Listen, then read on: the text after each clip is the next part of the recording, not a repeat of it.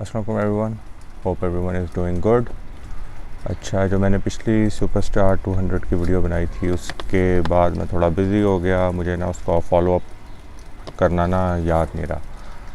So I thought कि उस video में तो चलो जो आपस में गपशप होती है वो अपनी जगह, लेकिन ज़रूरी था कि थोड़ा सा मैं आपको बाइक के बारे में एक कंसाइज़ वीडियो में थोड़ा सा बता दूं कि उसकी क्या, मुझे उस वक्त जब हमने बाइक देखा, मैंने, फ़रहान और बिलाल ने, हमें उसमें क्या चीज़ अच्छी लगी थी और क्या उसके थोड़े बहुत नेगेटिव पार्ट्स थे और कुछ चीज़ों पर क्वेश्चन मार्क है। तो मैं सोचा कि एक मैं डेडिकेटेड वीडियो बना दूं। कुछ पॉइंट्स मैंने लिखे हुए हैं तो वो मैं आपके साथ इसमें डिस्कस कर लेता हूँ।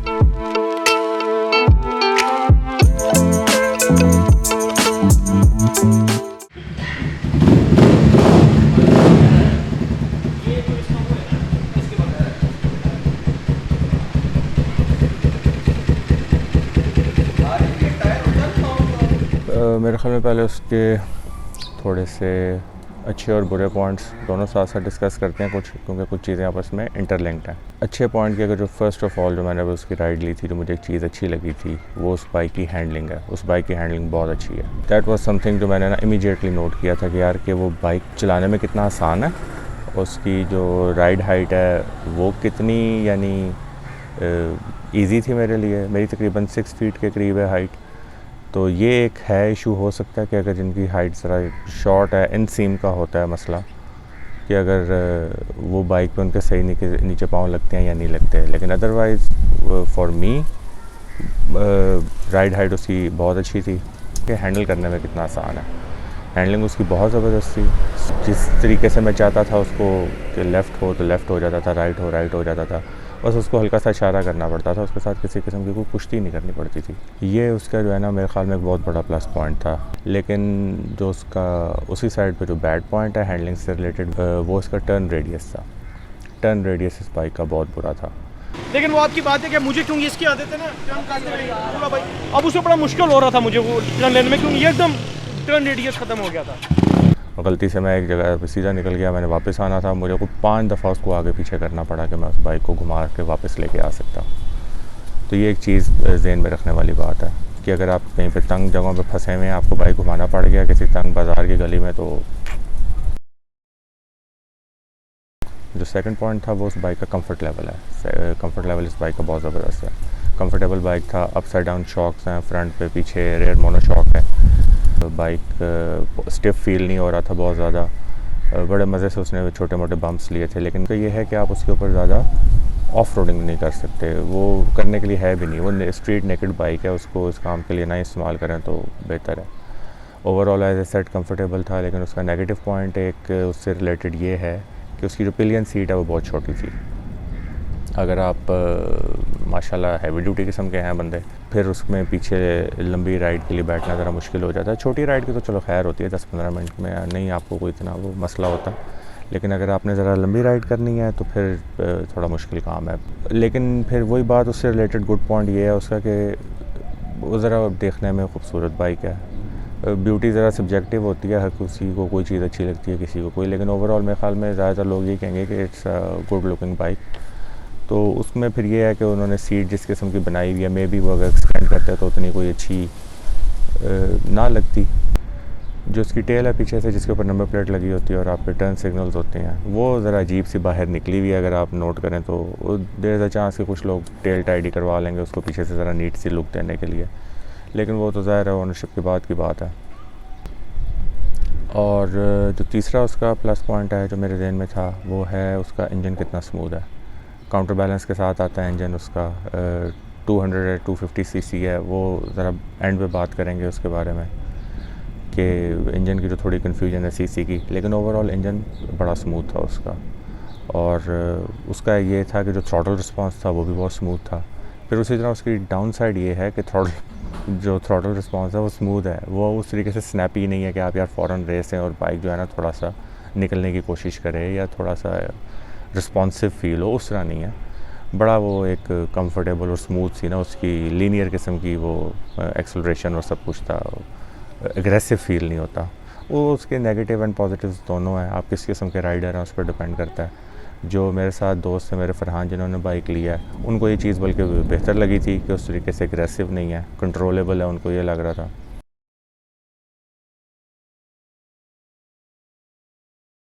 चलें, अब उसका जिक्र कर ही रहे हैं इंजन का, तो मैं फिर उसका भी डिस्कस कर लेता हूँ कि वो 200 सीसी है या 250 सीसी है। अच्छा, उसके 2-3 मसले हैं उसके इस चक्कर में।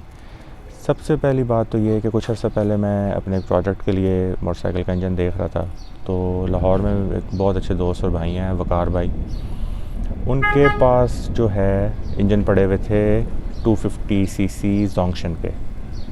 इस बाइक के अंदर जोंक्शन का इंजन है और एटलीस्ट फ्रॉम अपीयरेंस वो लगता जोंक्शन का इंजन है। तो ये जो इंजन है ये तो मेरा भी ख्याल है कि 250 सीसी है। सुपरस्टार वाले इसको 200 सीसी कहते हैं, लेकिन मुझे लगता है कि वो कहना तो नहीं चाहिए, लेकिन शायद में भी टैक्स वगैरह की वजह से उन्होंने उसको 200 किया हुआ है, क्योंकि ज़्यादा टैक्सेशन सीसी के पे डिपेंड करती है। उस पॉइंट ऑफ व्यू से मेरे ख्याल में है वो 250 सीसी, लेकिन उन्होंने उस पर जो मार्केटिंग उसकी है और जो लिखा हुआ सब कुछ वो 200 सीसी है। अच्छा, अब इसका ये है कि कुछ लोगों के दिमाग में एक बात थी कि मे बी ये 21 हॉर्स पावर इंजन है। जहाँ तक मेरी रिसर्च थी और मैंने देखा था जब मैं एज ए सेट के इंजन ढूंढ रहा था, उस वक्त मुझे जब ये इंजन इसी किस्म का मिलता जुलता इंजन मिला था मार्केट में, उसके बारे में कंपनी क्लेम करती थी कि वो 17 हॉर्स पावर है। तो मेरा भी पर्सनली ये ख्याल है इसको चलाने के बाद कि ये 17 हॉर्स पावर है, ये 21 हॉर्स पावर नहीं है जो अक्सर लोग इसको क्लेम कर रहे हैं। अच्छा, फिर हॉर्स पावर से रिलेटेड एक और चीज़ आ जाती है इसकी टॉप स्पीड। जो कंपनी इसकी टॉप स्पीड क्लेम कर रही है वो है 117 किलोमीटर पर आवर, और पर्सनली मेरा भी ये ख्याल है कि इसकी इतनी ही होगी, मे बी 110 120 तक होगी। कुछ लोग कह रहे थे कि कम टॉप स्पीड है। तो कंसिडरिंग कि बाइक का जो वेट है, बाइक का एग्जैक्ट तो वेट मैं नहीं कह सकता, मुझे आइडिया उसका नहीं है, लेकिन ज़ाहिर it's a relatively big bike, कोई इतना छोटा तो नहीं है वेट है उसका, और वो बनाता 17 हॉर्स पावर है। तो मेरे ख्याल में कि ये कोई इतना बुरा फिगर नहीं है 117-120 किलोमीटर पर आवर का।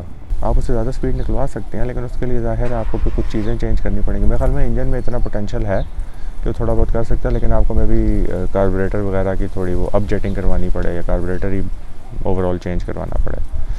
तो ये एक चीज़ है जो आपने ज़हन में रखनी है। उसकी जो क्लेम्ड स्पीड है वो 117 किलोमीटर पर आवर है, तो उसमें मौसम बारिश वाला बना हुआ है। तो ये जो है ना, अपनी चीज़ अपने जहन में रखनी है। 17 हॉर्स पावर होने की एक जो पॉजिटिव साइड है वो ये है कि 30-32 किलोमीटर इन अ लीटर की ये जो है ना कंपनी क्लेम कर रही है बाइक करेगी। मेरे ख्याल में अच्छी फ्यूल एवरेज है एक 250 सीसी बाइक के लिए। लेकिन इसी में एक और मैं आपसे चीज़ शेयर करना चाहता हूँ। ये बेसिकली जो जोंक्शन ने जो इंजन लिया था, ये होंडा का एक है प्लेटफॉर्म 250 सीसी इंजन। ये बेसिकली उसका उन्होंने एक किस्म का कह लेंगे कॉपी है, छापा है, जो भी आपने लफ्ज़ इस्तेमाल करना है। बारिश दोबारा शुरू। वो जब आप ये देखते हैं कि यार 17 हॉर्स पावर है और फ्यूल एवरेज भी फिर आपको अच्छी देगा, तो फिर ज़्यादा टॉप स्पीड थोड़ी सी कॉम्प्रोमाइज़ होगी। लेकिन एक और बात, इस बाइक के बारे में मुझे, इस इंजन के बारे में इतना मुझे पता है कि जिन लोगों ने इसको स्वैप किया है अपने बाइक्स में पाकिस्तान में, और उन्होंने जो इससे फ्यूल एवरेज वगैरह निकाली है वो ऑलमोस्ट 40+ है। जब आप इसको हल्के एक्सेलरेटर के ऊपर टॉप स्पीड में, टॉप गियर में चलाते हैं तो 40+ आपको दे देता है। मेरे ख्याल में बहुत अच्छी फ्यूल एवरेज है अगर आप उस पॉइंट ऑफ व्यू से देखें तो। हर वक्त तो आपने ओपन थ्रॉटल पर यार बाइक चलाना भी नहीं होता, आपने क्रूज़ भी कई जगहों पे करना होता है। उस पॉइंट ऑफ व्यू से मेरे ख्याल में बहुत ज़बरदस्त बाइक है। एक और इसका जो बहुत बड़ा प्लस पॉइंट है, जो मेरे ख्याल में यार पता नहीं for what ever reason Pakistan में शदीद इग्नोर किया जाता है, जो मैंने बैठते ही नोट किया था, वो इसका गियर बॉक्स की क्वालिटी है। गियर बॉक्स इसका बहुत अच्छा है। गियर बॉक्स जिस लिहाज से उसके गियर्स इतने वो सेटिस्फाइंग, जो उसके क्लिक्स होते हैं वो इतने ज़बरदस्त है। मैंने कहा यार ये सीरियसली लोग इसको इग्नोर करते हैं गियर बॉक्स को। गियर बॉक्स ऐसा होना चाहिए।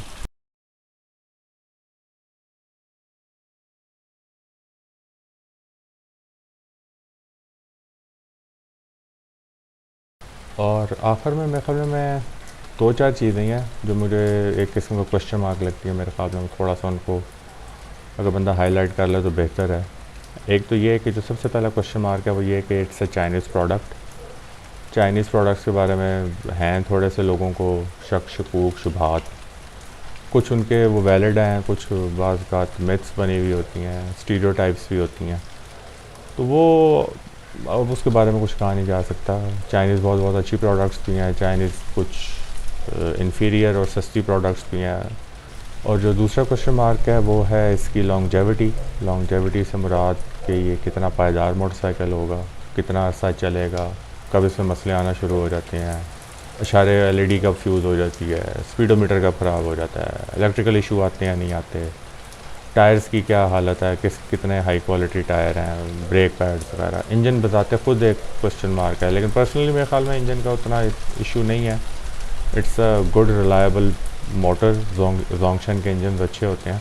ये जो आपके RX-3 वगैरह जो एडवेंचर बाइक्स हैं उनमें भी ये जोंगशन के इंजन है, तो उस लिहाज से मैं नहीं कहूँगा कि कोई इतना इशू है, लेकिन बाकी और सारी चीज़ें होती हैं जो मैटर करती हैं इस मसले में, तो वो एक ऐसी चीज़ है जो थोड़ा सा क्वेश्चन मार्क है। फिर आफ्टर सेल सपोर्ट तीसरे नंबर पे सुपरस्टार वाले कितना ऑनर करते हैं। इससे पहले कितने चाइनीज़ बाइक मुख्तलिफ़ कंपनियां लाई हैं और उनको फिर भूल गई हैं। आपको कुछ चीज़ मिल रही है नहीं मिल रही, डजन मैटर, उन कंपनी को जो है ना वो सुकून से बैठे हैं, उनको कोई परवाह नहीं। आफ्टर सेल सपोर्ट अभी क्वेश्चन मार्क है, आपको इसकी चीज़ें मिलती हैं या नहीं मिलती।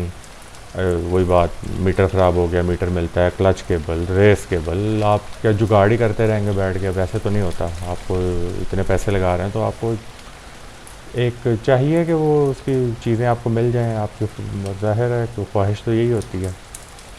अच्छा, इन सारी बातों के बाद फिर उसकी वही बात है कि जो थोड़ा सा प्लस पॉइंट नज़र सामने आता है वो ये है कि प्राइसेस की। अगर आप मार्केट में देखें तो उसकी प्राइस शदीद कम्पेटिटिव है। कोई 200-250 सीसी बाइक आपको ब्रांड न्यू इस कीमत में नहीं मिलेगा। GR कितने का है? 150 सीसी बाइक है GR, और वो कोई 5.25 5.5 का है। मैं उसकी एग्जैक्ट प्राइस स्क्रीन पे लगा दूंगा। उसके लिहाज से आप देखें तो ये जो सुपरस्टार 200 है, it sounds like a bargain. लेकिन फिर वही बात, उसकी डाउन साइड ये है कि आपको स्पेयर पार्ट्स वगैरह मिलते हैं नहीं मिलते, और ये सारी चीज़ें ना बहुत मैटर करती हैं। और बाज़ का तो आपको फिर GR और इनके पार्ट्स भी जब नहीं मिलने होते तो नहीं मिलते।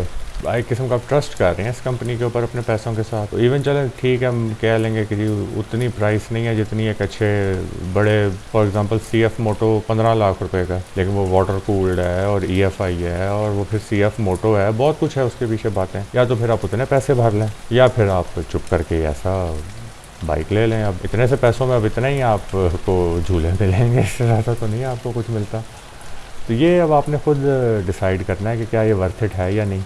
मैं या कोई दूसरा रिव्यूअर जितना मर्ज़ी बोलते रहें चीज़ अच्छी है बुरी है जो भी है, हमें ख़ास हद तक कि फेयर रह के पहली बात तो ये बात करनी चाहिए। और सेकेंडली कि हमारा तो उस तरीके से स्टेक नहीं होता बीच में, हम एक दफ़ा थोड़ी सी बाइक चलाई और बस बता दिया। बात तो वो आप और जैसे लोग या फरहान जैसे लोग हैं जो पैसे उस पर ख़र्च कर रहे हैं, जो बाइक ख़रीद रहे हैं, आप लोगों के लिए ये ज़्यादा इम्पॉर्टेंट है। तो थोड़ी और रिसर्च करें, और जो व्लॉगर्स हैं और जो रिव्यूअर्स हैं उनके जाके आप रिव्यूज़ देखें वो क्या कहते हैं, थोड़ा इस बारे में और सोचें। लेकिन पर्सनली मेरे नहीं ख्याल कि इतना बैड डिसीजन है बाइक लेना, तो अगर आप लेना चाहें तो आई वुड से कि यू विल बी हैप्पी। लेकिन ऑन दी अदर हैंड मैं ये भी कहूँगा कि थोड़ा सा कॉशियस रहें। एक जो प्रोडक्ट और जो उसका ओरिजिन है, उसकी जो हिस्ट्री है, वो बंदे को जहन में रखनी चाहिए। तो आई होप कि थोड़ी बहुत आपकी इन्फॉर्मेशन में और इजाफा हुआ होगा, थोड़ा सा आपको इस बाइक के बारे में और पता चला होगा। जो ओरिजिनल वीडियो थी वो ज़ाहिर है वो उस वक्त रोले गोले में आप बाइक ले रहे हैं, इतना कुछ हो रहा है, उस वक्त जो आपको सारी चीज़ें नज़र आ रही होती हैं आप वही डिस्कस कर रहे होते हैं लेकिन बाद में जब आप सोचते हैं तो फिर आपको होता है कि अच्छा यार इसमें ये चीज़ थी, ये चीज़ नहीं थी, ऐसा था वैसा नहीं था। इसके अलावा भी अगर कोई चीज़ कभी मेरे जहन में आई तो इंशाल्लाह किसी नेक्स्ट वीडियो में मैं शेयर करूँगा। तो अपना मेरे ख्याल में आज के लिए इतना काफ़ी है। अपना ख्याल रखिएगा। अल्लाह हाफ़िज़।